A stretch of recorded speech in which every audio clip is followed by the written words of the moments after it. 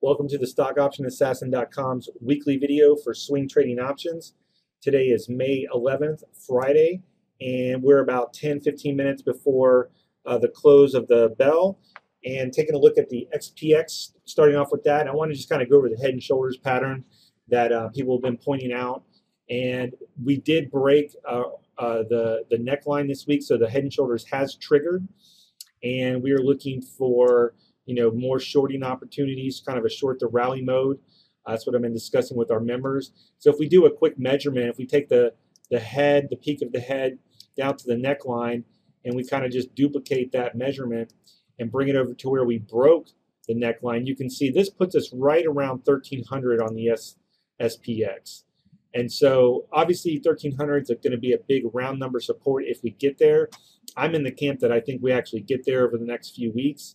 I wouldn't doubt that if we, kind of get a little rally first.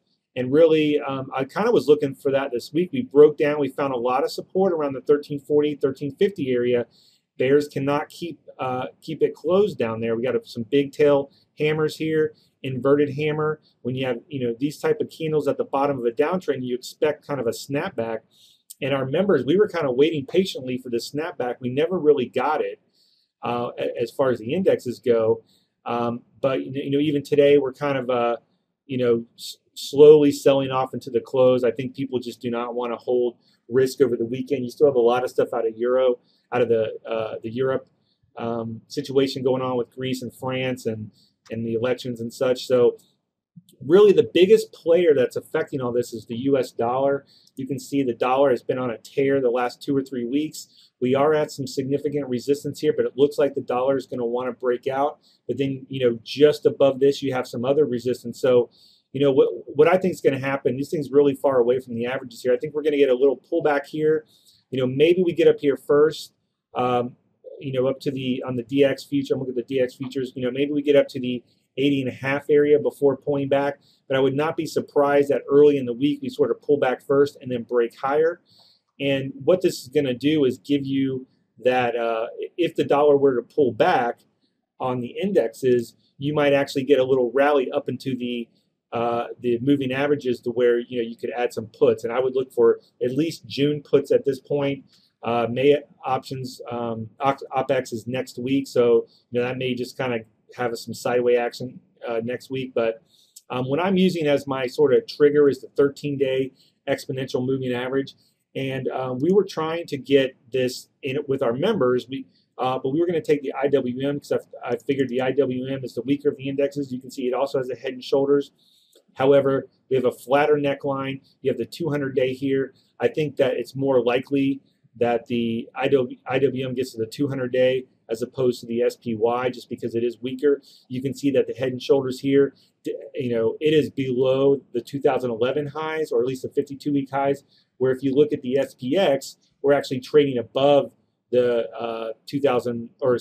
we were trading at 52-week highs. I'd have to double check if there's a 2011 highs, but I think it is. So what's interesting here is, we just did not get the snapback. And, the dollar really has a lot to do with this. And a couple other things that you're looking at, as far as safe havens go, a lot of people go to gold for safety, and gold is just taking a beating this week. And this is exactly because of the dollar. I think ultimately I would look for a double bottom on gold before even thinking about getting long. If we actually get a little push back up into maybe retest this gap fill right here, this might actually be a good shorting opportunity. You can see the 13-day EMA. By the time this got back up, this may actually meet that. So, if you possibly looking to short gold around 156, give or take. But I think, over the next few weeks, gold will go the way of the market. And the other thing I want to look at is the financials. And obviously, the big news of the week, really yesterday, was that JP Morgan lost a ton of money doing whatever it is they do, kind of bringing the spotlight back on the banks in a negative fashion. And so you had stocks like JP Morgan down, it was down pretty much 10%, pretty much fell right into the 200-day.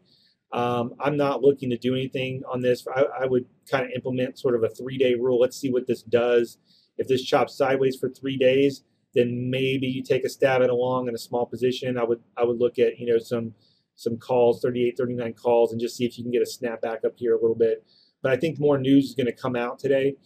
Let's look at Goldman Sachs, down not quite as much. This is already below the 200-day moving average, but you are going to have a lot of support in here around the mid-90s here.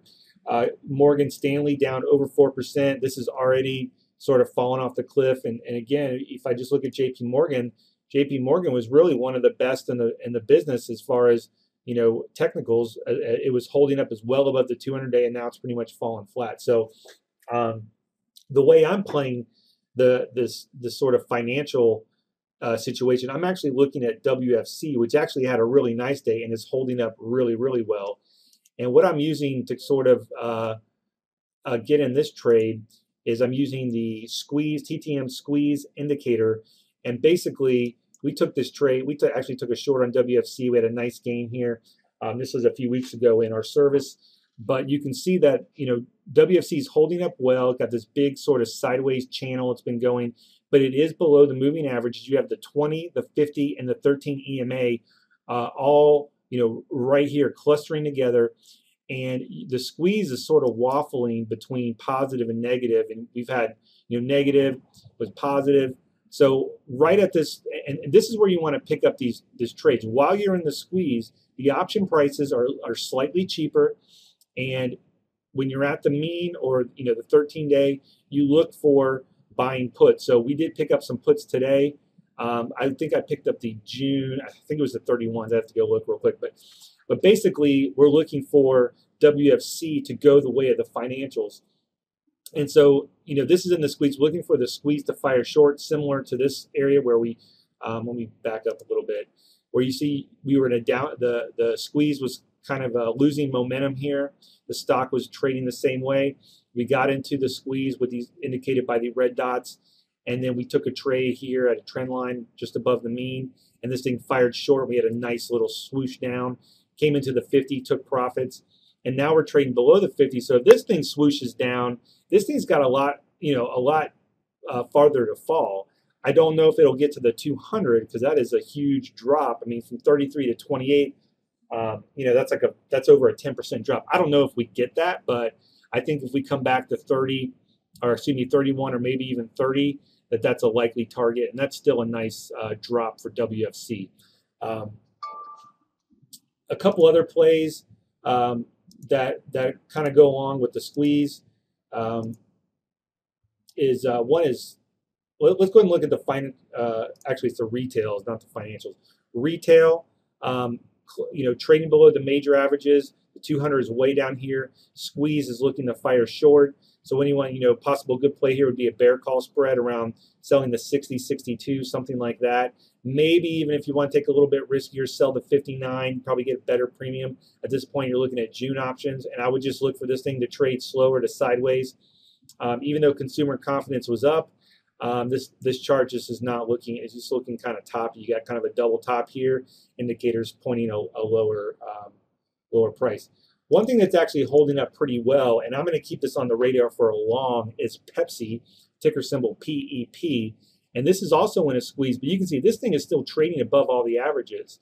This is actually a bullish chart. Now, you are at some serious resistance, but if we do get kind of a swoosh down in the market and this thing holds up here, or maybe even come down to the 50, you know, I would take a stab and look for a reversion back to the 20. So, you know, you get from 65 to 65.5, that'd be a pretty good trade.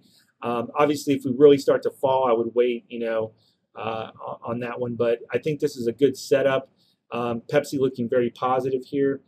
And the one last thing I want to kind of look at is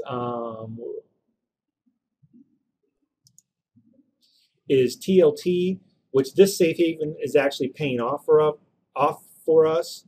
And you can see that TLT is actually kind of breaking up to, you know, we had this target, this pivot. We got the pullback in TLT we were looking for. We took this trade. We are still in this. We took half profits today. And we are looking for a move up to the 121 area. So TLT, if you're looking for something to get long, I think TLT is your bet. Again, if the dollar were to fall, TLT will likely fall because people will sort of take money out of this safe haven, possibly put it in the stocks.